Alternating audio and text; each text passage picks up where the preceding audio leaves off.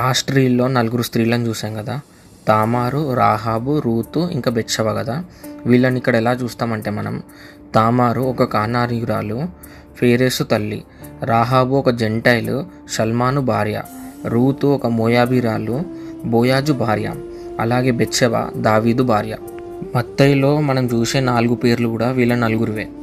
వీళ్ళ బ్యాక్గ్రౌండ్ స్టోరీసే కానీ లేదా దేవుడు వీళ్ళని ఏర్పరచుకున్న విధానమే కానీ మనం చూస్తే నిజంగా మనం ఆశ్చర్యం వస్తుంది. దేవుడి కృప చూస్తాం మనం దీంట్లో. తామారు తన మామతో వ్యభిచారం చేసింది, రాహాబు ఒక వ్యభిచారి, అలాగే రూతు అన్యురాలు, బెత్షెబ దావీదుతో పాపం చేసింది. కానీ దేవుడు వీళ్ళని చూస్ చేసుకున్నాడు కదా. యేసు ప్రభు కూడా వచ్చేది ఇదే ల్యాండ్లో, ఇదే ఫ్యామిలీ ల్యాండ్లో. ఇప్పుడు మనం ఆలోచించాల్సింది ఏంటంటే, మనం ఉన్న పాపం ఏదైనా, అది ఎంత పెద్ద పాపమైనా దేవుడు నిన్ను క్షమించడని మనం ఆలోచిస్తున్నామా? అయితే వచ్చే దేవుడి దగ్గరికి, ఎందుకంటే నిన్ను క్షమించడానికి, నిన్ను రక్షించడానికి దేవుడు రెడీగా ఉన్నాడు. నువ్వు రెడీగా ఉన్నావా ఇప్పుడు ఆయన దగ్గర రావడానికి?